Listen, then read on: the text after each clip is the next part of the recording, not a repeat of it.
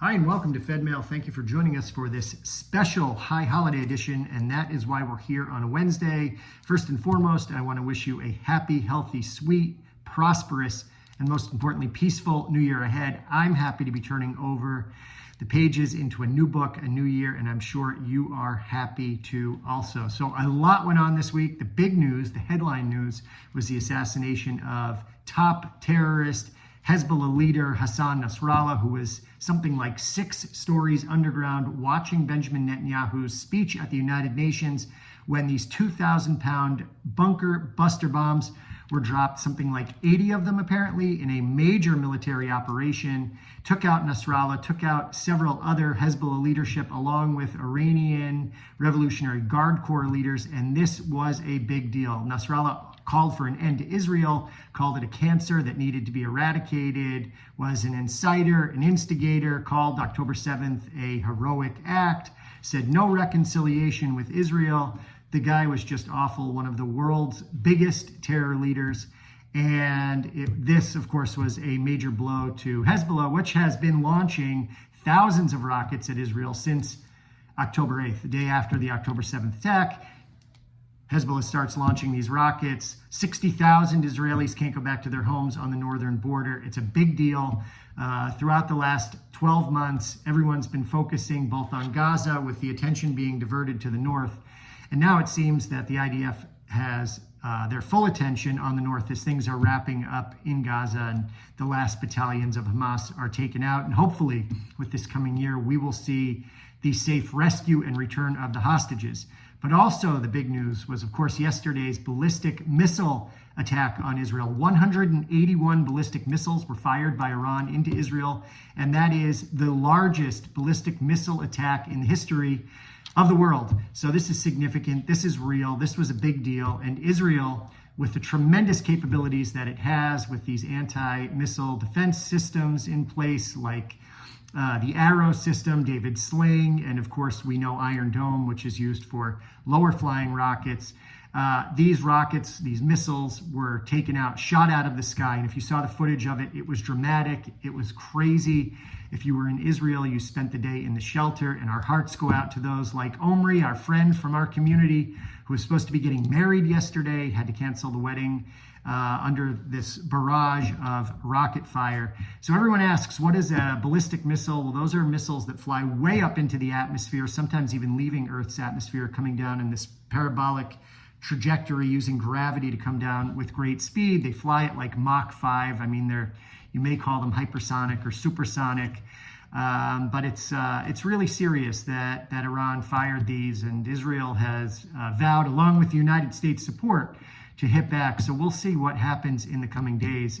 But all of this was, of course, big news around the world. Every news channel yesterday was covering it, and all of our friends and family members in Israel who were stuck sheltering yesterday from this rocket fire certainly saw it as quite a scary situation. But of course, thank God for U.S. support for Israel. I want to point out that there were at least two U.S. guided missile destroyers in the Eastern Mediterranean ships. They have special missile defense systems on them as well. They were part of this operation to shoot down these missiles in Jordan too. So all of this was somewhat of a combined effort. And I want to say once again, emphatically, that those who have spent the last year trying to create more of a gap, widen the gap between Israel and the United States, have once again proven themselves to be on the wrong side of history, because without U.S. support yesterday, if there had been casualties, it would have triggered an automatic escalation in this already very tense regional war conflict, and it would have been much worse. So those people are wrong, and we need to tell them that, particularly the elected officials who say that.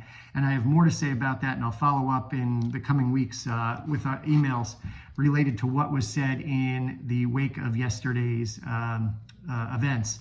Also yesterday, very important to note, very sad, tragic news out of Jaffa, where there was a terror attack. 2 gunmen opened fire outside a light rail station. I think there were 7 or 8 fatalities. A lot of young people, young parents who were killed in this attack, gunned down.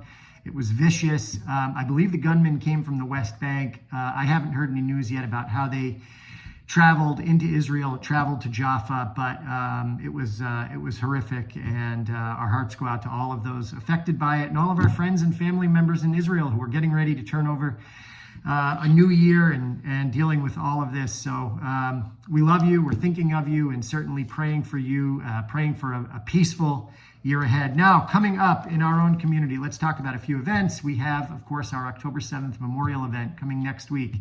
I think I read online that today was day 362, so I don't know, I can't believe that a year has passed already. That's the evening of October 7th at the JCC. We also have Federation's General Assembly coming up, and I'd invite any community member to attend that. It's down in Washington, D.C. This is the premier event in Jewish communal life, and with everything that has happened over this past year and the upcoming election, certainly would be good to have you there, November 10th through 12th, Washington, D.C. And lighter news, better news, something a little more fun and creative for you. Sheer Joy is having open rehearsals. So look at the flyer for that. Check it out. We'd love to see you there. Sheer Joy is supported by Federation. They perform at so many community events. It would be great to have you sing with them.